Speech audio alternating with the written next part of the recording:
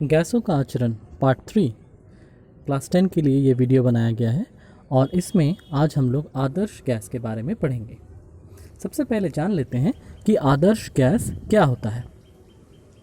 वे gas जो boil और Charles दोनों के नियमों का पालन करते हैं उन्हें आदर्श गैस कहते हैं। बॉयल के नियम अनुसार ये तो हम लोग जानते हैं कि आयतन और दबाव एक दूसरे के विलोमानुपाती होता है। ठीक उसी प्रकार चार्ल्स के नियम से हम लोग जानते हैं कि आयतन और परम तापमान एक दूसरे के समानुपाती होता है। तो मैथमेटिक्स में हम लोग जानते हैं कि कोई एक राशि अगर कोई दो अलग अलग राशि से अलग अलग तरीके से समानुपाती है तो वो उनके गुणनफल से भी समानुपाती होगा। कहने का मतलब ये कि v अगर 1/p और 1/t दोनों से समानुपाती है तो वो उनके गुणनफल से भी समानुपाती होगा। इस तरह से ये भी हम लोग कह सकते हैं कि फिर समानुपाती से समान चिन्ह करने के लिए बीच में एक स्थिरांक की ज़रूरत पड़ती है, उसे नाम दिया गया k।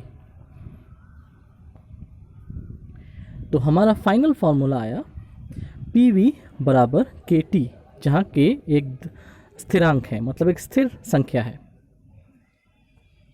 ऐसे भी कह सकते हैं कि PV/T मतलब प्रेशर और वॉल्यूम को गुना करके तापमान से अगर डिवाइड करें तो हमेशा एक ही नंबर आएगा।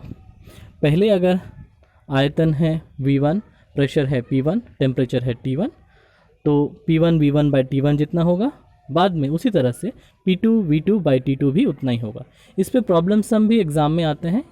बस यहीं पर आदर्श गैस समीकरण को इस रूप को हम लोग आदर्श गैस समीकरण भी कह सकते हैं। और इसी तरह से हम लोग अगर एग्ज़ाम में कोई प्रॉब्लम सम आए कि यहाँ पर ये 6 राशियाँ हैं P1 V1 T1, P2 V2 T2, इनमें से कोई भी 5 राशि अगर तुमको दी जाएगी तो छठा तुम आसानी से निकाल सकोगे। इसे ही हम लोग आदर्श गैस समीकरण कहते हैं। नेक्स्ट है आदर्श गैस समीकरण के बारे में, कि इसके बारे में थोड़ा सा और डिटेल्स में जाते हैं। यूँ तो हम लोग जानते हैं PV = KT, तो ये K का मान कितना होगा? K का मान होता है N × R के बराबर। अब ये R क्या है? R है आदर्श गैस स्थिरांक। इसका एक फिक्स्ड मान होता है जिसके बारे में हम लोग नीचे पढ़ लेंगे। और जो N है वो है मोल की संख्या, मतलब कितने मोल्स हैं। अब मोल क्या होता है? कोई भी गैस उसके अणुभार को अगर हम लोग ग्राम में प्रदर्शित करें तो वो उतने मोल्स होते हैं। फॉर एग्जांपल अगर हम लोग बोलें जैसे ऑक्सीजन का अणुभार हो गया 16 × 2 32, तो हम लोग बोल सकते हैं कि 32 ग्राम ऑक्सीजन जो है वो है 1 मोल ऑक्सीजन। उसी तरह से हाइड्रोजन H2, उसमें 1 × 2 ग्राम होता है उसका अणुभार, 2 अणुभार होता है, तो हम लोग बोल सकते हैं कि 2 ग्राम हाइड्रोजन है 1 मोल हाइड्रोजन। इसी तरह से तो हम लोग ऐसे डायरेक्टली कह सकते हैं PV = nRT, K की जगह N × R रख दिया हम लोगों ने। उसी तरह से हम लोग अब निकाल लेते हैं कि मोल संख्या कैसे निकाल सकते हैं। मोल संख्या निकालना बहुत इजी है। हम लोग गैस के भार को उसके अणुभार से डिवाइड कर देंगे। फॉर एग्जांपल हम लोग जैसे अभी जान चुके हैं कि हाइड्रोजन का अणुभार होता है 2, तो अगर हमारे पास 10 ग्राम हाइड्रोजन है तो मोल कितने होंगे? 10/2 मतलब 5 मोल। तो हम लोग इसको फर्दर आगे जाते हैं। PV = W/m/RT, जहाँ कैपिटल M जो है, बड़ा हाथ का M जो है वो है अणुभार, और छोटा W जो है वो है जो भी गैस का इस्तेमाल किया गया है उसका भार। ये है R के वैल्यूज़। पहले ये SI में वैल्यू दिया हुआ है 8.314 जूल पर केल्विन पर मोल। एक और यूनिट है जो ज़्यादा प्रैक्टिकेबल है, वो है 0.0821 लीटर एटमॉस्फेयर पर केल्विन पर मोल। यहाँ पर प्रेशर को लिया जाएगा एटमॉस्फेयर में और वॉल्यूम मतलब आयतन को लिया जाएगा लीटर में। एक और एग्जांपल देख लेते हैं। मान लो बोला गया है कि 64 ग्राम ऑक्सीजन के लिए आदर्श गैस समीकरण लिखना है, तो कैसे लिखेंगे? हम लोग जानते हैं PV = KT या PV = nRT या PV = W/m/RT।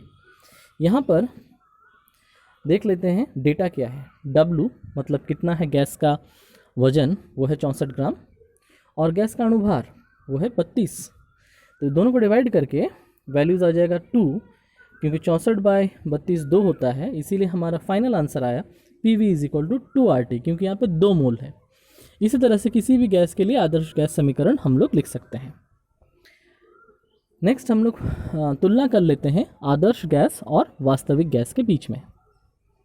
आदर्श गैस वो गैस है जिसमें अणुओं के मध्य कोई आकर्षण या विकर्षण नहीं है, और जो गैस है, गैस के जितने भी अणु हैं, सब अणुओं का आयतन अगर जोड़ा जाए तो पात्र की तुलना में नगण्य है, ना के बराबर। मतलब गैस के अणुओं का आयतन लगभग 0 मान लिया गया है। ये भी है कि अगर तापमान बहुत अधिक है और दबाव बहुत कम, ऐसी स्थिति में कोई भी वास्तविक गैस आदर्श गैस की तरह बर्ताव करता है। यहाँ पे ये बताना ज़रूरी है कि कोई भी गैस, प्रकृति में जो भी गैस पाया जाता है, कोई भी आदर्श गैस नहीं है। लेकिन ज़्यादातर गैसें आदर्श गैस की तरह आचरण कब कर सकते हैं? जब तापमान बहुत अधिक है और दबाव बहुत कम। गे-लुसाक का नियम। इस वैज्ञानिक ने बताया कि गैसीय क्रियाकारक एवं क्रियाफल, मतलब अगर गैसें प्रतिक्रिया कर रही हैं तो जो प्रतिक्रिया कर रही हैं वो क्रियाकारक, और प्रतिक्रिया करने के बाद जो चीज़ें मिली वो हैं क्रियाफल। उन सब का जो अनुपात है वो सरल अनुपात में होगा। एग्जाम्पल के तौर पर 2 आयतन हाइड्रोजन, 1 आयतन ऑक्सीजन जुड़ के बन गया 1 आयतन जल। देखो 2 आयतन हाइड्रोजन, 1 आयतन ऑक्सीजन, 1 आयतन जल। तो ये अनुपात है इनके आयतन का, बहुत सरल होना चाहिए। एवोगैड्रो का नियम। एवोगैड्रो का नियम बहुत इंपॉर्टेंट है। यहाँ तक आने से पहले हमको दूसरे नियम के बारे में जानना पड़ेगा। पहले बर्जीलियस की परिकल्पना। बर्जीलियस ने परिकल्पना की थी कि समान तापमान एवं दबाव पर सभी गैसों के समान आयतन में परमाणुओं की संख्या समान होती है। ये बाद में गलत प्रमाणित किया गया एवोगैड्रो द्वारा, और उन्होंने कहा परमाणु नहीं, यहाँ अणु होना चाहिए। मतलब समान तापमान एवं दबाव पर सभी गैसों के समान आयतन में अणुओं की संख्या समान होती है। मतलब अगर P, V और T सेम है तो N नंबर ऑफ मोल्स भी सेम होगा। अगर नंबर ऑफ मोल सेम होगा तो नंबर ऑफ मॉलिक्यूल या अणुओं की संख्या भी समान होगी। तो यहाँ पर एक संख्या दी गई कि अगर कि कोई भी एक पदार्थ है, उसका 1 मोल है, तो उसमें अणु का संख्या कितना होगा? 6.022 × 10⁻23। इस पे प्रॉब्लम सम्स आते हैं जो एग्ज़ाम के लिए बहुत इंपॉर्टेंट होते हैं। नेक्स्ट है STP या NTP, standard temperature and pressure या normal temperature and pressure. 0 degree Celsius तापमान जो है वो है स्टैंडर्ड या नॉर्मल टेम्परेचर, और स्टैंडर्ड प्रेशर जो है वो है 76 सेंटीमीटर पारा। STP और या NTP पर सभी गैसों के 1 मोल में आयतन एक बराबर होता है। कितना होता है? 22.4 लीटर। ये भी एक प्रॉब्लम सम्स के लिए इम्पॉर्टेंट डेटा है। नेक्स्ट है वाष्प घनत्व। कोई भी गैस हाइड्रोजन की तुलना में कितना गुना उसका अणुभार अधिक है, वही है वाष्प घनत्व। मतलब किसी गैस का अगर हम भार देखें और उसी आयतन में अगर हाइड्रोजन लें तो उसका जितना भार होगा, उसका जितना गुना भारी होगा, उसको कहा जाएगा वाष्प घनत्व। वाष्प घनत्व कुछ और चीज़ नहीं बल्कि ये हाइड्रोजन की तुलना में कोई गैस कितना गुना भारी है, यही चीज़ है। इसको दूसरे शब्दों में भी व्यक्त किया जा सकता है कि किसी गैस का अणुभार कितना है डिवाइडेड बाय हाइड्रोजन का अणुभार कितना है, तो भी प्रॉब्लम सॉल्व। जैसे अगर हम लोग एमोनिया के बारे में सोचें, NH3, तो इसका वाष्प घनत्व कितना होगा? हम लोग लिखते हैं इसका अणुभार पहले NH3, N के लिए 14, हाइड्रोजन के लिए 1, तो 1 × 3 3 और 14 टोटल मिला के 17 हो गया अमोनिया का अणुभार। हाइड्रोजन का अणुभार कितना है? 2, डिवाइड किया कितना हुआ? 8.5। तो 8.5 हो गया वाष्प घनत्व अमोनिया का। इसी तरह से हम किसी भी गैस का वाष्प घनत्व निकाल सकते हैं। इनफैक्ट 2 से डिवाइड कर देंगे तो ही निकल जाएगा। नेक्स्ट है गैसों का अणुगतिज सिद्धांत। गैसों के आचरण को समझने के लिए कुछ वैज्ञानिक जैसे कि बोल्ट्जमैन, क्लॉजियस और मैक्सवेल, इन्होंने अणुगतिज सिद्धांत को प्रस्तुत किया। और इनके अनुसार, इस चित्र को ध्यान से देखो, ये एक वीडियो है, यहाँ पर जितने अणु हैं वो गतिशील हैं। ध्यान से देखो, विभिन्न दिशाओं में गतिशील हैं, सीधे जाते हैं जब तक कि वो किसी दूसरे अणु से नहीं टकराते हैं या पात्र की दीवार से नहीं टकराते हैं। तो इसी को आधार में रखते हुए गैस का अणुगतिज सिद्धांत दिया गया। ये भी देखा गया कि वो लोग कभी भी थकते नहीं हैं, मतलब इतना टकराने के बावजूद उनके गति, टोटल गति में कोई कमी नहीं आती है।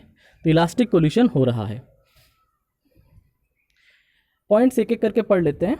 सबसे पहला कि गैस अति सूक्ष्म कणों से बना होता है जिन्हें अणु कहते हैं। दूसरा, ये अणु विभिन्न दिशाओं में विभिन्न वेग से निरंतर गतिशील होते हैं। तीसरा, ये अणु आपस में एवं पात्र की दीवार से टकराते हैं और टकराने की वजह से दबाव उत्पन्न होता है। चौथा, बहुत इंपॉर्टेंट है, गैस के अणुओं का कुल आयतन पात्र की आयतन की तुलना में नगण्य होता है। ये येलो कलर में इसलिए दिया है ताकि तुमको पता चले कि ये अंतर है वास्तविक और आदर्श गैस के बीच में। एक और अंतर है, वो है कि अणुओं के बीच कोई आकर्षण या विकर्षण नहीं होता। ये जो येलो में 2 पॉइंट्स दिए हुए हैं, यही एक्चुअली अंतर पैदा कर देते हैं वास्तविक गैस और आदर्श गैस के बीच में। लास्ट पॉइंट है कि गैस के अणुओं की जो औसत गतिज ऊर्जा है वो परम तापमान से समानुपाती होती है। जितना ज़्यादा तापमान होगा उसका कारण ये है कि वहाँ पे गतिज ऊर्जा ज़्यादा है। जितनी गतिज ऊर्जा ज़्यादा उतना ज़्यादा तापमान। इसका मतलब ये भी है कि अगर तापमान शून्य हो जाए, यहाँ पे तापमान का मतलब परम तापमान अगर शून्य हो जाए तो औसत जो गतिज ऊर्जा है वो शून्य हो जाएगी। तो आज के वीडियो में यहीं तक आदर्श गैस का ये लेसन यहीं पे समाप्त होता है। Thank you.